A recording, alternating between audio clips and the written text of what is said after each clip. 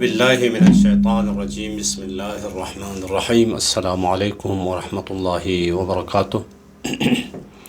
ہماری گفتگو کا سلسلہ یہاں تک پہنچا تھا کہ مقصد تخلیق تک پہنچنے کے لیے یا حقیقی کامیابی حاصل کرنے کے لیے ابدی زندگی میں سعادت اور ابدی سعادت اور ہمیشگی سعادت اور خوشی کے ساتھ زندگی بسر کرنے کے لیے مختلف طریقہ کار اور مختلف مراحل ہم نے بیان کیے۔ ان میں سے اس سفر میں اس راہ میں اور اس راستے میں جو مقدمات کی ضرورت تھی، ان مقدمات نظری اور عملی، اور مقدمات عملی میں سے ایک 10واں مقدمہ یا 10واں اقدام یہ تھا کہ انسان پہلے اپنے آپ کو فضائل سے اور خوبصورت صفات سے اور اللہ کی صفات سے آراستہ کرنے کے بعد جس ماحول میں یہ رہتا ہے، جس معاشرے میں یہ رہتا ہے، جس محیط میں یہ رہتا ہے، اس محیط کو بھی، اس معاشرے کو بھی اور اس فضا کو بھی، اس ماحول کو بھی صفات الہی سے مزین کرنے کی کوشش کرنی چاہیے اور فضائل کی ترویج اور فضائل کو رواج دینے کی کوشش کرنا چاہیے۔ فضائل کو رواج دینے کے لیے صالحین کی حکومت کی تشکیل اور اچھے لوگوں کی حکومت، جیسا کہ پروردگار عالم کی سنت ہے، اور صالحین کی حکومت تشکیل دینے کے لیے صالحین کی حکومت تشکیل پانے کے راہ میں جو رکاوٹیں ہیں، جو موانع ہیں، ان موانع سے مقابلہ کرنا، ان موانع کو دور کرنا ضروری ہے۔ تو 3 قسم کے موانع اور 3 قسم کے رکاوٹیں ہم نے بتائی تھی۔ سب سے پہلا مانع طاغوت ہے۔ صالحین کی حکومت کیوں تشکیل نہیں پاتی ہے؟ اچھے لوگوں کی سرپرستی، اچھے لوگوں کی حاکمیت، یا دوسری عبارت میں اللہ کی حاکمیت اور اللہ کی حکومت کیوں تشکیل نہیں پاتی ہے؟ تو اس کے مقابل میں ایک سب سے بڑا مانع جو ہے یا سب سے بڑی جو رکاوٹ ہے وہ طاغوت ہے۔ تو طاغوت کے بارے میں مختصر ہم نے گفتگو کی تھی۔ آج آپ کی خدمت میں یہاں سے ہم اپنی گفتگو کا آغاز کریں گے، کل کی گفتگو کے تسلسل کے ساتھ۔ عالم امکان میں یعنی مخلوقات کے اس دنیا میں، مخلوقات کے اس عالم میں پہلا طاغوت کون ہے؟ یعنی پہلی مخلوق یا پہلا ممکن الوجود جو اللہ کے ارادے تشریعی کے مقابل میں کھڑا ہوتا ہے اور طاغوت بنتا ہے، وہ کون ہے؟ تو ابلیس عالم امکان میں پہلا طاغوت ہے۔ ہاں، ابلیس کی سوچ کیا تھی؟ ابلیسی تفکر کیا ہو سکتا ہے؟ ابلیسی افکار کا خلاصہ کیا ہو سکتا ہے؟ آج آپ کی خدمت میں ہم پیش کرنے کی کوشش کریں گے، لیکن کل کے تسلسل کو جاری رکھتے ہوئے قرآن سے کچھ آیات پھر مزید طاغوت کے بارے میں اور طاغوت کی پہچان کے بارے میں۔ سورہ نساء آیت نمبر 60 میں ارشاد ہوتا ہے: الم تر الی الذین یزعمون انہم آمنوا بما انزل الیک وما انزل من قبل يريدون أن يتحاكموا إلى الطاغوت وقد أمروا أن يكفروا به ويريد الشيطان أن يضلهم ضلالا بعيدا۔ کیا آپ نے ان لوگوں کو نہیں دیکھا جو دعویٰ تو یہ کرتے ہیں کہ جو کتاب آپ پہ نازل ہوئی یعنی قرآن اور جو کچھ آپ سے پہلے نازل کیا گیا ہے سب پر ایمان لائے ہیں؟ جیسے کہ بہت سارے مسلمان اس زمانے میں بھی ایسا ہی ہے، ہم قرآن کو بھی مانتے ہیں، تورات و زبور و انجیل کو، سابقہ انبیاء کی کتابیں اور صحف کو بھی مانتے ہیں، سب کہتے ہیں، لیکن مگر اپنے فیصلوں کے لیے جب زندگی میں کوئی نزاع ہوتا ہے، کوئی مسئلہ پیش آ جاتا ہے، فیصلے کا موقع ہوتا ہے، تو قرآن کی صراحت ہے، فیصلوں کے لیے طاغوت کی طرف رجوع کرنا چاہتے ہیں، حالانکہ انہیں طاغوت کا انکار کرنے کا اور طاغوت کا کفر کرنے کا حکم دیا گیا تھا، اور شیطان انہیں گمراہ کر کے راہ حق سے دور لے جانا چاہتا ہے۔ تو یہ آیت صراحت کے ساتھ ابھی بھی بہت سارے مسلمانوں کی حالت کو یہ آیت بیان کرتی ہے۔ اسی طرح سورہ ہود آیت نمبر 113 میں ارشاد ہوتا ہے: وَلَا تَرْكَنُوا إِلَى الَّذِينَ ظَلَمُوا فَتَمَسَّكُمُ النَّارُ۔ ابھی عالم اسلام کی حالت دیکھیں تو یہ آپ کو بہت ہی اس آیت کا مفہوم سمجھ میں آئے گا۔ وَلَا تَرْكَنُوا یعنی اعتماد مت کرو، إِلَى الَّذِينَ ظَلَمُوا ظالمین پہ اعتماد مت کرو، ظالمین پہ تکیہ مت کرو، فتمسکم النار اگر ظالمین پہ اعتماد کرو گے، ظالم بادشاہوں، ظالم حکمرانوں پہ اعتماد کرو گے، نتیجہ کیا ہوگا؟ فتمسکم النار، تم لوگوں کو آگ چھو لے گی، یعنی بعد میں آگ جلے گی، قیامت میں جل جائے گا نہیں، بل دنیا میں ہی۔ ابھی دیکھیں عالم اسلام میں امت مسلمہ کیوں جل رہی ہے؟ کیونکہ امت مسلمہ کے جتنے بھی حکمران ہیں وہ خود ظالم ہونے کے علاوہ ظالمین پہ اعتماد بھی کرتے ہیں۔ وَمَا لَكُم مِّن دُونِ اللَّهِ مِنْ أَوْلِيَاءَ ثُمَّ لَا تُنصَرُونَ۔ پھر جب آگ چھو لے گی، یعنی آگ میں جل جاؤ گے، تو مَا لَكُم مِّن دُونِ اللَّهِ مِنْ أَوْلِيَاءَ، خدا کے علاوہ تمہارے کوئی دوست نہیں ہوگا۔ ثُمَّ لَا تُنصَرُونَ، بس جب تم نے خدا سے منہ پھیرا ہے، ظالمین پر اعتماد کیا ہے، اور ادھر سے آگ میں جل رہا ہوگا، تو تمہاری نصرت کرنے والا کوئی نہیں ہوگا۔ تو خصوصاً مکتب اہل البیت علیہ السلام میں یہ بات مسلم ہے کہ جو خدا کے ارادے کے مقابل میں، البتہ ارادے سے مراد ارادہ تشریعی ہے، ارادے تشریعی کے مقابل میں جو طاغوت بنا ہے، طاغوت کے لیے کبھی بھی تاریخ اہل البیت علیہ السلام میں، مکتب تشیع میں اس کے لیے کوئی گنجائش نہیں رہی ہے۔ مزید فقہی مسائل بھی ہے، کتاب قضاء وغیرہ میں آپ مراجعہ کر سکتے ہیں۔ مثلا یہاں ایک مسئلہ آپ کو بتا دوں، دیکھیں ایک ظالم جج کی طرف رجوع کرنا، ظالم عدالت کی طرف رجوع کرنے کے بارے میں یہ ہے، ابھی اس زمانے کے معروف و مشہور محقق اور صاحب رسالہ آیت اللہ عظمہ شیخ جعفر سبحانی کی عبارت آپ کی خدمت میں نقل کر رہا ہوں، یعنی ان کی مراجعہ مسلمین بمحکمہ طاغوت حرام است، طاغوت کی طرف رجوع کرنا، ان کی عدالت کی طرف رجوع کرنا حرام ہے۔ لیکن یہاں پہ جب ایک اشکال ہوتا ہے تو پھر آپ بین المللی اور بین الاقوامی مسائل میں بین الاقوامی محاکم کی طرف رجوع کرتے ہیں، تو خود بزرگوار فرماتے ہیں مراجعہ دادگاہ لا ہے، ہم اسباب ضرورت اس، وہ باب ضرورت کی وجہ سے ہے، ورنہ حکم اولی ان کی طرف رجوع کرنا صحیح نہیں ہے۔ اسی طرح کتاب عروۃ الوثقیٰ میں سید کاظمی یزدی لکھتے ہیں، من لیس اہلا للفتویٰ یحرم علیہ الافتاء، ہر وہ انسان، ہر وہ مولانا جو فتویٰ دینے کی اہلیت نہیں رکھتا ہے، اس میں صلاحیت نہیں ہے، اس میں شرائط نہیں ہے، اس کے باوجود فتویٰ دے تو حرام ہے۔ وقضا من لیس اہلا للقضاء، ہر وہ قاضی، ہر وہ جج جو جج بننے کی صلاحیت نہیں رکھتا ہے، اہلیت نہیں رکھتا ہے، وہ قاضی بن جائے تو یحرم علیہ القضاء بین الناس، قضاوت کرنا حرام ہے۔ وحکمہ لیس بنافذ، اگر وہ قضاوت بھی کر لیں تو اس کا حکم نافذ نہیں ہے، یعنی قابل عمل نہیں ہے۔ ولا یجوز الترافع الیہ، اس نااہل قاضی کی طرف اپنا کیس لے کے جانا جائز نہیں۔ ولا الشہادۃ عندہ، اس کے پاس گواہ جا کے گواہی دینا بھی جائز نہیں۔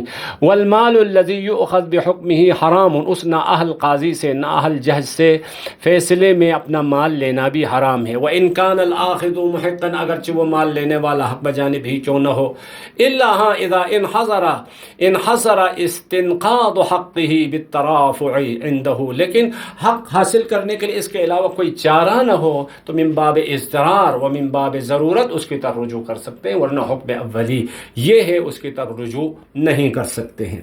جیسے کہ سورہ مائدہ آیت نمبر 60 میں ارشاد ہوتا ہے، قُلْ هَلْ أُنَبِّئُكُمْ بِشَرٍّ مِّن ذَلِكَ مَثُوبَةً عِندَ اللَّهِ مَن لَّعَنَهُ اللَّهُ وَغَضِبَ عَلَيْهِ وَجَعَلَ مِنْهُمُ الْقِرَدَةَ وَالْخَنَازِيرَ وَعَبَدَ الطَّاغُوتَ أُولَٰئِكَ شَرٌّ مَّكَانًا وَأَضَلُّ عَن سَوَاءِ السَّبِيلِ، کہہ دیجئے کیا میں تمہیں بتاؤں کہ اللہ کے ہاں پاداش کے اعتبار سے اس سے بھی بدتر لوگ کون ہیں؟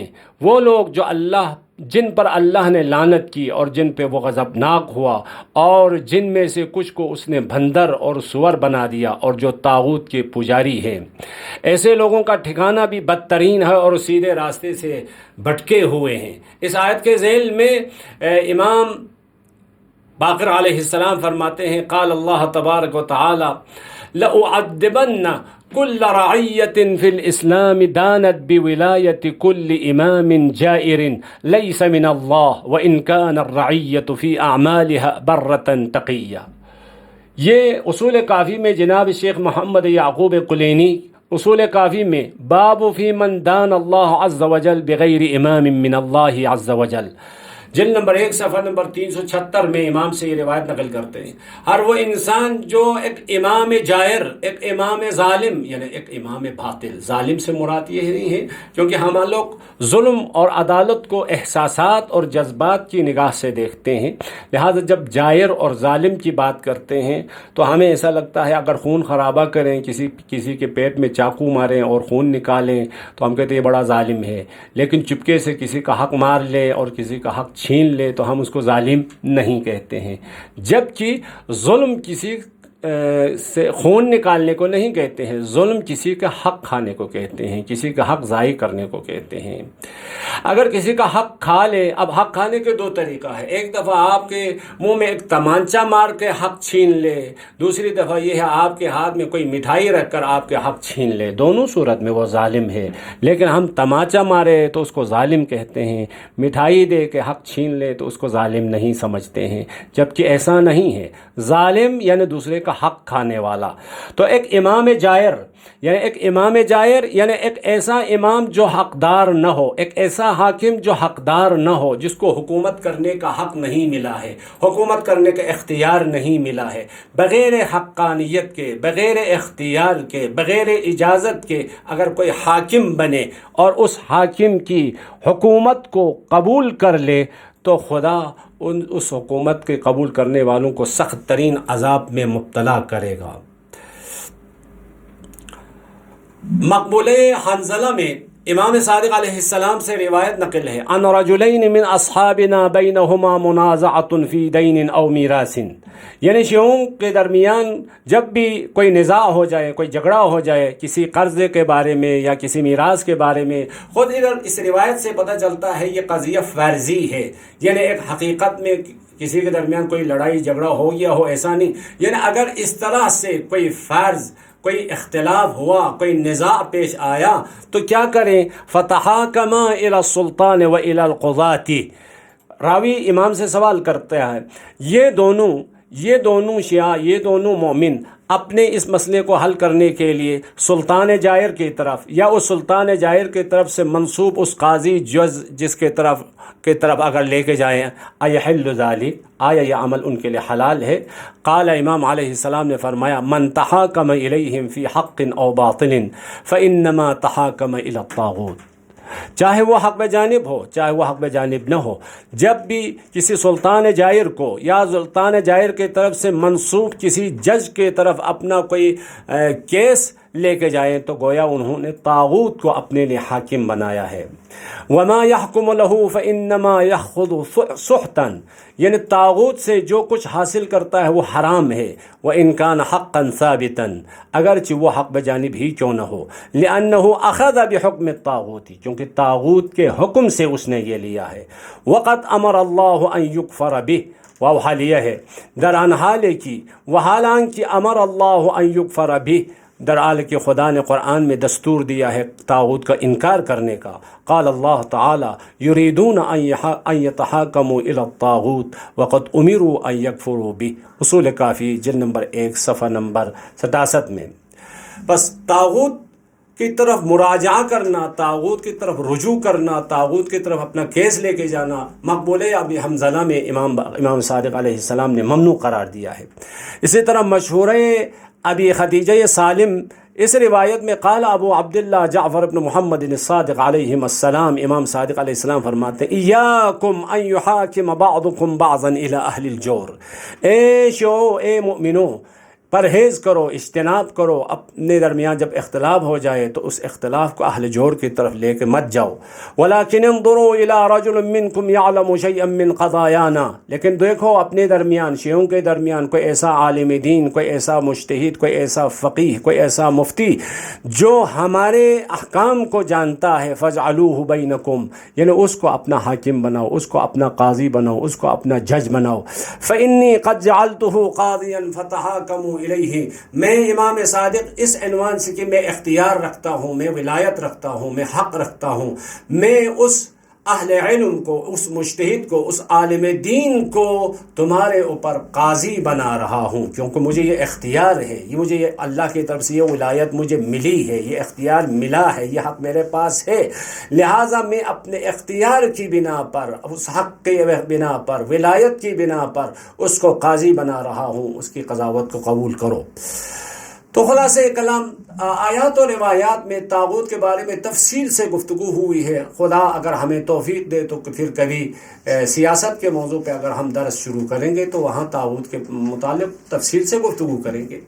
یہاں طاغوت سے کیا مراد ہے؟ تو طاغوت یعنی ہر وہ موجود یا ہر وہ مخلوق جو خدا کے ارادے کے مقابل میں طغیان کرنے والا ہو، اس کو طاغوت کہا جاتا ہے۔ خدا کا ایک ارادہ ہے، اس ارادے کے مقابل میں۔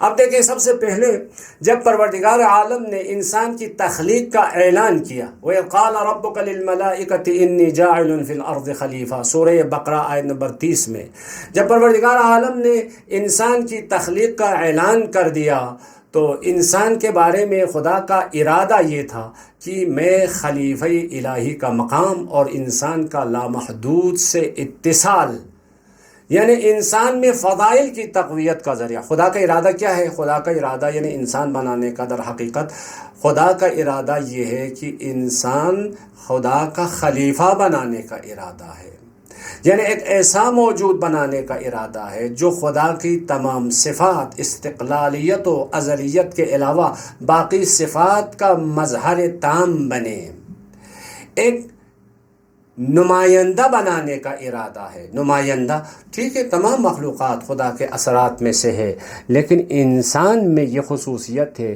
یہ خدا کی مختلف صفات کو نمائندگی کے ساتھ آشکار کر کے پیش کر سکتا ہے، خدا کی جانشینی کر سکتا ہے۔ بس خدا کا ارادہ یہ تھا کہ ایک ایسا موجود، یا دوسری عبارت میں ایک ایسا انسان بنایا جائے، وہ انسان خدا کا خلیفہ ہو، وہ انسان خدا کا جانشین ہو، وہ انسان خدا کا نمائندہ ہو۔ خدا کا نمائندہ یعنی خدا کی صفات کا مظہر تام بنے۔ خب یہ خدا کا ارادہ ہے، جیسا کہ سورہ انبیاء آیت نمبر 105 میں بھی اس ارادے کو ذکر کرتا ہے، وَلَقَدْ كَتَبْنَا فِي الزَّبُورِ مِن بَعْدِ الذِّكْرِ أَنَّ الْأَرْضَ يَرِثُهَا عِبَادِيَ الصَّالِحُونَ، ہم نے یہ ارادہ کیا ہے کہ زمین کا وارث کون بنے؟ ان الارض، پوری زمین، الارض یعنی پوری زمین، یرثها عبادی الصالحون، جو میرے بندے ہیں اور الصالحون اچھے لوگ ہیں، یہ لوگ زمین کے وارث بنے۔ یہ ہمارا ارادہ ہے۔ بس خدا کا ارادہ کیا ہے؟ خدا کا نمائندہ بنانے کا ارادہ ہے۔ خدا کا ارادہ کیا ہے؟ خدا کا ارادہ یہ ہے زمین پر صالح لوگوں کی حکمرانی ہو، صالح لوگوں کی یعنی صالحین کی حاکمیت خدا کا ارادہ ہے۔ بس کائنات کے بارے میں پروردگار عالم کا ارادہ یہ ہے، صالحین کی عالمی حکومت کا قیام اور تمام انسانوں کو بے نہایت تک پہنچنے کا اہتمام، یعنی تمام انسانوں کو اللہ کی صفات سے آراستہ کرنے کا ارادہ ہے۔ البتہ یہ ارادہ تشریعی ہے، ہاں ارادہ تشریعی ہے۔ جب پروردگار عالم نے اپنے ارادے کا اظہار کیا، اپنی چاہت کا اظہار کیا، تو ملائکہ کا بھی ایک رد عمل ہے اور شیطان کا بھی ایک رد عمل ہے۔ ملائکہ کا رد عمل کیا تھا؟ وہ یہ تھا کہ وہ اس مقام کے طلبگار تھے۔ خدا نے کہا میں اپنا نمائندہ، اپنی جانشین اور اپنا خلیفہ بنانے کا ارادہ رکھتا ہوں، یعنی ایک ایسا موجود بنانے والا ہوں جو میری تمام صفات کا مظہر تام بنے۔ تو فرشتوں نے کہا وہ تو ہم ہیں، نحن نسبح بحمدک ونقدس لک، ہم تو پاک و پاکیزہ، کیونکہ آپ پاک و پاکیزہ ہستی ہے، آپ پاک و پاکیزہ ہستی کا نمائندہ بھی پاک و پاکیزہ ہونا چاہیے، وہ تو ہم ہیں۔ کیوں؟ انسان کی خلقت کے دوران ملائکہ کا سوال اور ان کی درخواست، وہ یہ کہتے ہیں قالوا اتجعل فیہا من یفسد فیہا ویسفک الدماء، یعنی انسان کا وَنَحْنُ نُسَبِّحُ بِحَمْدِكَ وَنُقَدِّسُ لَكَ، فرشتوں کو کیسے پتہ چلا؟ تو پہلے پتہ اس لیے چلا کہ انسان کا عالم مادہ میں قدم رکھنا خون ریزی اور تباہی کا موجب بنے گا، کیونکہ عالم مادہ ایک تو یہ ہے کہ اس کا جسم مادی ہے. خب عالم مادہ کی پہلی خصوصیت یہ ہے اس میں تزاحم ہوتا ہے. جب آپ مادی اجزاء سے مرکب کر کے بنائیں گے اور عالم مادہ میں ہی اس کو بھیجیں گے تو تزاحم ہوگا، اور تزاحم کے نتیجے میں خون ریزی ہوگی، فساد ہوگا، سب کچھ ہوگا. تو فرشتوں نے ایسا کہا آپ تو ذات مقدس ہے، پاک و پاکیزہ ذات ہے، لیکن جس کو آپ نمائندہ بنانے کی بات کر رہے ہیں وہ مادی چیزوں سے مرکب ہے. مادے میں تزاحم ہوتا ہے، عالم مادہ میں تزاحم ہوگا، تزاحم کے نتیجے میں فساد ہوگا، فساد کے نتیجے میں خون ریزی ہوگی، یہ سب کچھ ہوگا. بس آیا انسان کا عالم مادہ میں قدم رکھنا خون ریزی اور تباہی کا باعث ہے؟ تو ظاہری اگر اس کے جسم کو ہی دیکھ لیں، کیونکہ اگر انسان کا نام، جسے ہم نے پہلے اور دوسرے درس میں بتایا تھا انسان شناسی سے متعلق، اگر انسان فقط اور فقط اسی جسم کا نام ہے تو یقیناً جسم مادی ہے. جیسے دیکھیں جس کرسی پہ میں بیٹھا ہوں کوئی اور آ کے نہیں بیٹھ سکتا ہے، اگر وہ بھی اس کرسی پہ بیٹھنے کی کوشش کرے تو تزاحم ہوگا، تزاحم کے نتیجے میں لڑائی ہوگی، لڑائی ہو کے نتیجے میں خون بہے گا. خود مادے کی خصوصیت ہی یہی ہے، تزاحم ہوتا ہے، آپس میں ٹکراؤ ہوتا ہے، ٹکراؤ کا نتیجہ فساد ہے، ٹکراؤ کا نتیجہ خون ریزی ہے. بس انسان کی حقیقت اگر جسم و بدن ہے تو ظاہر سی بات ایسا ہی ہوگا. لیکن انسان بے نہایت، کیونکہ انسان کے اندر دیکھیں، انسان کے اندر جیسے کہ ہم نے پہلے درس میں بھی بتایا تھا، کئی بار اس کو تکرار کیا تھا، انسان کے اندر لامتناہی خواہشات ہیں. لامتناہی خواہشات بھی ہو اور عالم مادہ میں رہیں. اب عالم مادہ کا دوسرا نام عالم محدود ہے، یعنی آپ کے اندر لامتناہی میلان اور لامتناہی رجحان اور لامتناہی خواہشات بھی ہو اور محدود ضرب میں بھی آپ رہیں تو خون ریزی اور تباہی اس کا لازمی نتیجہ ہے. جبکہ خدا کی طرف سے پس لہذا فرشتوں نے اس حقیقت کو دیکھتے ہوئے انہوں نے سوال کیا، تو خدا کی طرف سے ملائکہ کے سوال کا جواب، قال انی اعلم ما لا تعلمون، میں ایسی حقیقت کو جانتا ہوں اس حقیقت کو تم لوگ نہیں جانتے. یعنی کہنے کا مطلب یہ ہے انسان فقط اس بدن کا نام نہیں ہے، اس جسم کا نام نہیں ہے، اس مادی اور اس بدن خاکی کا نام نہیں ہے، بلکہ اس کی حقیقت ایک ملکوتی روح ہے، ایک عالم ملکوت سے، کئی دفعہ ہم نے کہا عالم ملکوت سے نازل شدہ ایک ملکوتی پہلو کا نام ہے. جب ملکوتی پہلو ہے اور اس نے اس دنیا میں رہنا نہیں، کیونکہ اس عالم مادہ میں نہیں رہنا ہے، ایک ایسے عالم میں جانا ہے، اس عالم کے لیے ہمیشہ بقا ہے، ہمیشگی ہے.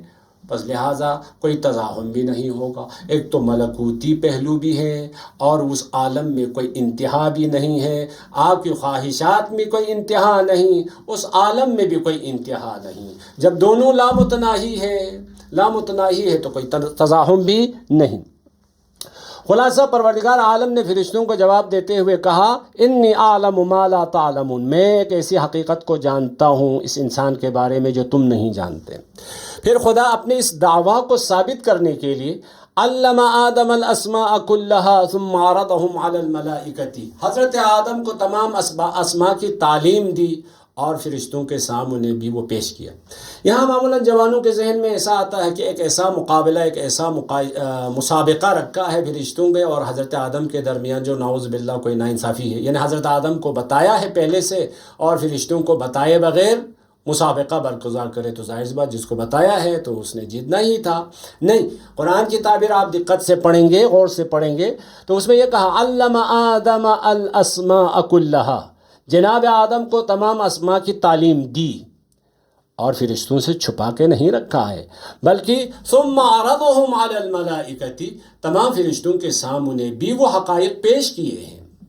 لیکن تعبیر میں فرق ہے، وہ یہ ہے آدم کے لیے تعلیم کا کلمہ استعمال کیا ہے، فرشتوں کے لیے آرازہ کا کلمہ استعمال کیا ہے. میں ایک مثال کے ذریعے سے آپ کو سمجھاؤں. مثلا آپ کے پاس ایک چھوٹا سا گلاس ہے، گلاس پہلے سے پر ہو تو اس میں مزید پانی ڈالیں گے تو کیا ہو جاتا ہے، پانی بہہ جاتا ہے، اس میں گنجائش نہیں ہے. لیکن 1 لیٹر کا جگ آپ کے پاس ہے، آدھا لیٹر بھرا ہوا ہے، تو آپ آدھا لیٹر اور پانی ڈالیں گے تو اس میں وہ پانی بہتا نہیں ہے. فرق کیا ہوا ہے، جگ اور گلاس میں فرق یہ ہے، گلاس میں گنجائش ہی نہیں ہے مزید پانی اپنے اندر لینے کی، جبکہ اس جگ میں گنجائش ہے۔ تو اسی طرح فرشتے اور انسان میں ایک فرق یہ ہے، انسان میں مزید رشد کی گنجائش ہے۔ حضرت آدم کو سکھایا کیونکہ سیکھنے کی گنجائش رکھتا تھا، لہٰذا سکھانے کا کلمہ استعمال کیا ہے۔ فرشتے جہاں پہ ہیں وہاں پہ رہیں گے، اس سے آگے بڑھنے، تکامل، رشد اس میں ممکن نہیں ہے، لہذا عرضہم ان کے سامنے پیش کیا۔ جب ان کے سامنے پیش کیا تو خود فرشتے آگاہ ہو گئے، ہاں ہم مزید آگے نہیں بڑھ سکتے۔ مثلا فرض کریں جس دیوار میں، مثلا ابھی اس لائن کو دیکھیں، اس لائن کو ہم نے اس لائن میں ہی رکھا ہے تو ادھر ہی ہے، یعنی اس کی جگہ یہاں ہے۔ ایسا نہیں کہ یہ آیت آہستہ آہستہ اوپر چلی جاتی ہو، ایسا ممکن نہیں ہے۔ تو اسی طرح جب خدا نے آدم کو سکھایا کیونکہ سیکھنے کی گنجائش رکھتا تھا، اور فرشتوں کے سامنے رکھا تو خود انہوں نے سمجھ لیا کہ ہم میں یہ گنجائش نہیں ہے، ہم خدا کے نمائندہ بننے کی صلاحیت نہیں رکھتے ہیں، خدا کا خلیفہ بننے کی صلاحیت نہیں رکھتے ہیں، کیونکہ ہم لامتناہی صفات سے اپنے آپ کو آراستہ کرنے کی صلاحیت نہیں رکھتے ہیں۔ لذا فقال انبئونی، جب خدا نے حضرت آدم کو سکھایا اور فرشتوں کے سامنے رکھا اور کہا بتاؤ، قال انبئونی باسماء ہؤلاء، اب بتاؤ ہمیں تو ان کنتم صادقین۔ تو فرشتوں نے کیا کہا؟ فرشتوں نے یہ جو جوانوں کے ذہن میں آتا ہے وہ نہیں، وہ آپ نے ہمیں بتایا نہیں، ہمیں سکھایا نہیں، ہم کیا بتائیں گے، یہ جواب نہیں دیا، بلکہ خدا کی صفات اور اسماء کی تعلیم، یعنی دیکھیں فرشتوں نے پہلے انسان کے جسم کو دیکھا تھا اور عالم مادے کی خصوصیات، تو یہ مادہ ہے، اس میں فساد ہوگا، خون ریزی ہوگی، اس میں لڑائی ہوگی، جھگڑا ہوگا، لیکن خدا یہ سمجھانا چاہتا ہے ٹھیک ہے اس کا ایک پہلو یہ ہے، لیکن اس میں ایک اور پہلو ہے، وہ یہ ہے خدا کی صفات اور اسماء کی تعلیم انسان کو خون ریزی اور فساد سے نجات دے سکتا ہے، اور بے نہایت منابع اور لذت سے متصل بھی کر سکتی ہے۔ اے ملائکہ، اگر تم بھی بے نہایت لذت چاہتے ہو تو ان صفات سے متصف ہو جاؤ۔ تو فرشتوں نے کوئی اعتراض نہیں کیا، انہوں نے جواب دیا قالو سبحانک، آپ پاک و منزہ ہے، آپ نے ہماری شان میں کوئی گستاخی کی، کوئی کمی کی ہو ایسی بات نہیں ہے، کوئی ظلم کیا ہو ایسا نہیں۔ لا علم لنا الا ما علمتنا، جتنی مقدار میں آپ نے ہمیں سکھایا ہے اس سے زیادہ علم حاصل کرنے کے ہم میں صلاحیت ہے ہی نہیں۔ انک انت العلیم الحکیم، بے شک آپ علم بھی رکھتے ہیں اور ساتھ حکمت کے مالک بھی ہے۔ بس ہم کسی صفت سے متصف، یعنی ہم لامتناہی صفات سے متصف نہیں ہو سکتے، مگر کہ یہ آپ ہم میں جو صفت قرار دیں، جس مرحلے پر، جس درجے پر، جس منزل پر ہمیں فائز کر دیا اسی منزل پر ہی رہیں گے۔ لیکن آدم نے کیا کر دیا؟ قال یا آدم انبئہم باسمائہم فلما انبأہم باسمائہم، پھر حضرت آدم کی باری آ گئی اور حضرت آدم سے کہا کہ ہم کو جو سکھایا تھا وہ بتا دیں، تو اس نے سب کچھ بتا دیا۔ قال الم اقل، تو خدا نے کہا کیا میں نے نہیں بتایا تھا؟ انی اعلم غیب السماوات والارض، میں غیب سماوات والارض کو جانتا ہوں، یعنی اس آدم کی صلاحیت کیا ہے، اس کی استعداد کیا ہے، یہ کیسے میری نمائندگی کر سکتا ہے، کیسے میری جانشینی کر سکتا ہے، کیسا میرا خلیفہ بن سکتا ہے، اس کے بارے میں جانتا ہوں۔ وَأَعْلَمُ مَا تُبْدُونَ وَمَا كُنْتُمْ تَكْتُمُونَ، یعنی میں وہ بھی جانتا ہوں جو تم لوگوں نے ظاہر کیا ہے اور جو تم لوگوں نے ابھی تک چھپا کر رکھا ہے۔ یعنی خداوند متعال نے آدم کو ان اسباق کے بارے میں بتانے کا حکم دیا تو ملائکہ سمجھ گئے کہ عالم مادہ فضائل کسب کرنے کا مقام ہے، نہ عالم ملکوت، یعنی اس دنیا میں آدم کو بھیجا ہے۔ تو اس دنیا کی حقیقت کیا ہے؟ دنیا کی حقیقت یہ ہے خدا کے لامتناہی صفات کو کسب کر کے اپنے آپ کو بلند بالا منزل پر فائز کرنا، یا دوسری عبارت میں جو ائمہ خدا علیہ السلام سے ہمیں اس دنیا کے بارے میں، یہ ایک تجارت گاہ ہے، ایک بازار ہے، اس میں تجارت کر کے آپ کما سکتے ہیں۔ الدنیا متجر الاولیاء، مولا امیر علیہ السلام کا فرمان ہے، الدنیا متجر الاولیاء، اولیاء خدا کی تجارت گاہ کا نام دنیا ہے۔ یا پیغمبر خدا کا فرمان ہے الدنیا مزرعۃ الآخرہ، آخرت کی کھیتی کا نام دنیا ہے۔ آخرت میں آپ نے جو کچھ کمانا ہے، جو کچھ حاصل کرنا ہے، وہ دنیا میں ہی ہے۔ بس دنیا میں آ کر یہ خدا کی نمائندگی کر سکتا ہے۔ عالم ملکوت احتیاج اور محدودیت سے نہ عالم ملکوت احتیاج اور محدودیت سے مزاحمت پیدا ہوتی ہے، اور ایسے میں الہی صفات سے متصف ہونا ترقی کا باعث ہے۔ عالم ملکوت میں کوئی احتیاج، محدودیات اور مزاحمت نہیں۔ ایسے مقام پر الہی صفات سے متصف ہونا تسبیح اتنا ہنر نہیں ہے۔ جہاں پہ لڑائی ہو، جہاں پہ کشمکش ہو، جہاں پہ درگیری ہو، جہاں پہ مزاحمت ہو، جہاں پہ آپ کا مقابلہ ہو، وہاں آپ کامیاب ہو تو ہنر ہے نا، تو کمال کی بات ہے۔ بس خدا کی طرف سے ملائکہ کی درخواست کا جواب، جب یہ پورا دیکھیں ماجرا آپ کے سامنے آ گیا، انسان کی تخلیق یعنی در حقیقت خدا کے نمائندے کی تخلیق کا خدا نے ارادے کا اظہار کیا، فرشتوں نے سوال کیا، اس سوال کا جواب دیا، عملی طور پر مقابلہ ہوا، مقابلے میں فرشتوں نے کہا حقیقت ہمیں سمجھ میں آ گئی ہے کہ ہم میں یہ صلاحیت نہیں تھی، لیکن جس آدم کو آپ نمائندہ بنانا چاہتے ہیں اس میں یہ صلاحیت تھی ہے۔ تو خدا نے فرشتوں سے ایک تقاضا کیا ہے، وہ تقاضا یہ ہے، وَإِذْ قُلْنَا لِلْمَلَائِكَةِ اسْجُدُوا لِآدَمَ، تم اگر بے نہایت تک پہنچنا چاہتے ہو، یعنی تم مزید رشد کرنا چاہتے ہو، تو اس کا واحد راستہ اہل فضائل کو سجدہ کرو، یعنی اہل فضائل کے سامنے تواضع کرو، اہل فضائل کے سامنے خدمت کرو۔ اہل فضائل کی خدمت یعنی خدمت اہل فضائل کی خدمت ملکوتی توانائیوں کو انسان کی طرف مائل کرنا ہے۔ بس فسجدوا، فرشتوں نے کہا ٹھیک ہے، ہم اس آدم کے سامنے سر تسلیم خم ہے، اس آدم کی خدمت کرنے کے لیے ہم پوری ہمت کے ساتھ، پوری توانائی کے ساتھ تیار ہیں۔ سجدے سے مراد یہ نہیں کہ پیشانی زمین پہ رکھیں، مطلب یہ ہے دیکھیں، جب آدم کی برتری تمہارے لیے ثابت ہو گئی، آدم کی افضلیت تمہارے لیے ثابت ہو گئی، تو اس برتر افضل انسان کی خدمت کے لیے تیار ہو جاؤ، اس کے سامنے تواضع کرو۔ فسجدوا، ملائکہ نے سجدہ کیا، یعنی اہل فضائل کی خدمت پر کمر بستہ ہو گئے تاکہ بے نہایت اور لذات سے متصف ہو جائے۔ بس بے نہایت سے اتصال کا یعنی خدا کی لامتناہی صفات سے اپنے آپ کو آراستہ کرنے کا ایک اور طریقہ کیا ہے؟ اہل فضائل کی خدمت ہے۔ اور یہاں ایک نقطہ آپ کو خدمت میں بتا دوں، اہل فضائل کے سامنے سر تسلیم خم ہونا، اہل فضائل کے سامنے تواضع اور انکساری کے ساتھ پیش آنا، یہ فرشتوں کی صفت ہے۔ اہل فضائل کے سامنے تکبر سے پیش آنا، اہل فضائل کی برتری کو قبول نہ کرنا، اہل فضائل کی خدمت نہ کرنا، یہ شیطان اور ابلیس کی خصوصیت ہے۔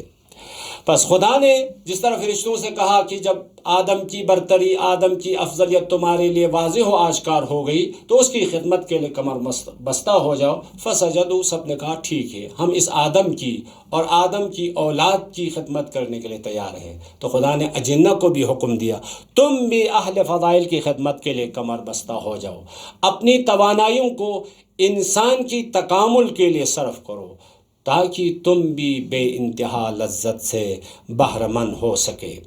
جب خدا نے ایسا دستور اس کو دے دیا تو شیطان نے کیا کیا؟ دیکھیں فرشتے سب فسجدوا، تمام فرشتوں نے کہا ٹھیک ہے، ہم اس آدم کی اور آدم کی اولاد کی خدمت کرنے کے لیے تیار ہیں۔ لیکن جب شیطان سے یہ درخواست ہوئی، شیطان کو یہ دستور دیا، تم بھی جب آدم کی برتری، آدم کی افضلیت، آدم کی فضیلت تمہارے لیے واضح و آشکار ہو گئی تو اس کے سامنے خاضع ہو جاؤ۔ فسجدوا الا ابلیس، ابلیس خدا کے ارادے کے مقابل میں کھڑا ہوا۔ پس پہلا طاغوت کون تھا؟ ابلیس تھا۔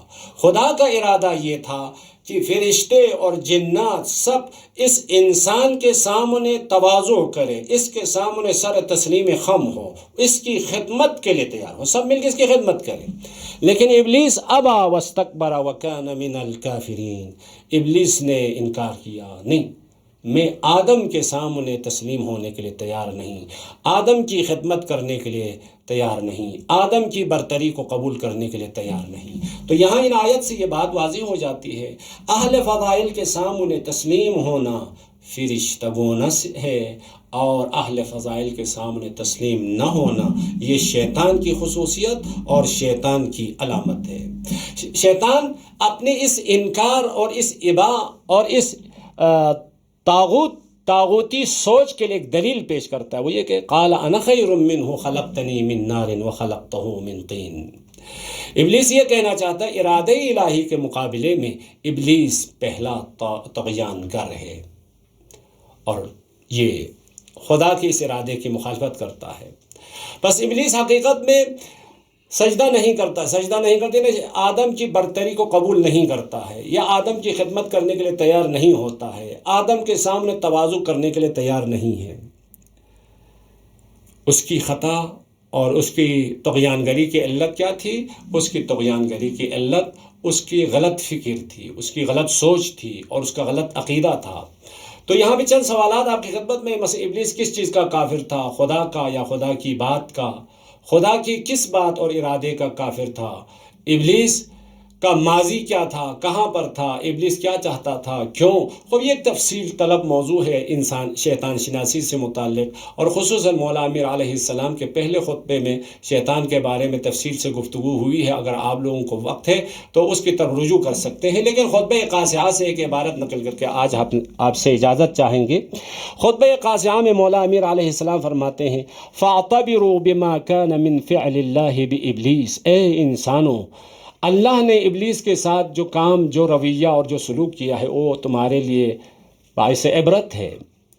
اذ احبط عملہ الطویل وجہدہ الجہید، پروردگار عالم وہ حکیم و عالم و عدیل، وہ عادل بادشاہ، اس عادل اللہ نے اس کی طولانی عمل اور سخت سے سخت ترین محنت اور کوشش کو باطل قرار کر دیا۔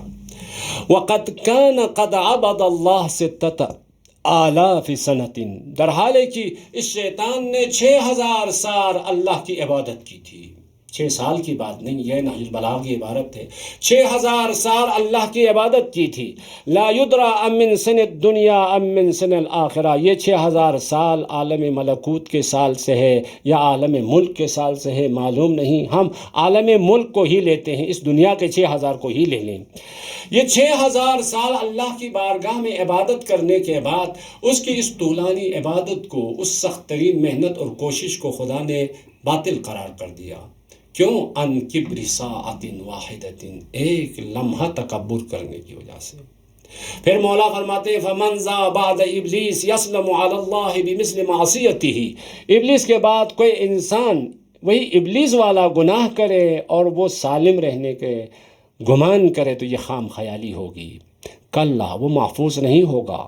ما کان اللہ سبحانہ لیدخل الجنت بشرا بامر اخرج به منها ملکا، یعنی ایک ایسا گناہ، ایک ایسی صفت جس صفت کی وجہ سے ابلیس کو جنت سے نکال باہر کر دیا ہو، اس صفت کے حامل کسی بشر کو جنت میں داخل کرے، یہ نہیں ہو سکتا۔ ان حکمہ فی اہل السماء و اہل الارض واحد، خدا کا حکم آسمان والے اور زمین والوں کے لیے ایک ہے۔ وما بین اللہ و بین احد من خلقہ حوادۃ فی اباحۃ حمن حرمہ علی العالمین، یعنی خدا اور دوسرے مخلوقات کے درمیان کوئی صلح ہو، کوئی دوستی ہو، مثلا آپ کے ساتھ خدا کی دوستی ہو، ابلیس کے ساتھ دوستی نہ ہو، کوئی ایسی بات نہیں ہے۔ ہم سب خدا کی مخلوق ہے۔ جس صفت کی وجہ سے ابلیس کو ملعون بنا دیا ہے، وہ صفت کیا تھی؟ وہ صفت وہی تکبر ہے، وہ صفت حسد ہے۔ اگر حسد ابلیس میں ہو تو ابلیس ہمیشہ کے لیے لعنتی ہو جاتا ہے، تکبر اگر ابلیس میں ہو تو وہ ہمیشہ کے لیے لعنتی ہو جاتا ہے۔ تو یہ صفت اگر کسی انسان میں ہو تو وہ اس انسان کے لیے بھی نجات نہیں ملے گی۔ بس تکبر سے اپنے آپ کو پاک کرنا اور حسد اور کینے سے اپنے آپ کو پاک کرنا نہایت ضروری ہے۔ خصوصاً اہل علم میں یہ مسئلہ ہمیں پیش آتا ہے۔ مثلا آپ کے سامنے ایک اہل علم ہے، اس کا علم زیادہ ہے، اس کا حلم زیادہ ہے، اس کے فضائل زیادہ ہے، اس کے خدمات زیادہ ہے، تو اس کی خدمات کے سامنے، اس کے فضل کے سامنے، اس کے علم کے سامنے، اس کے حلم کے سامنے، اس کے اچھی صفات کے سامنے تسلیم ہونا اور اعتراف کرنا فرشتوں کی علامت اور فرشتوں کی صفت ہے، ملکوتی علامت ہے۔ اس کے سامنے تسلیم نہ ہونا، اس کا احترام نہ کرنا، یہ ابلیسی صفت ہے، یہ شیطانی صفت ہے۔ خدا کے بارگاہ میں دعا کرتے ہیں، پروردگارہ اس مہینے کے آخری ایام میں ہمیں ابلیسی صفات سے اپنے آپ کو پاک و پاکیزہ کر کے فرشتوں کی صفات سے اپنے آپ کو آراستہ کرنے کی توفیق عطا فرما۔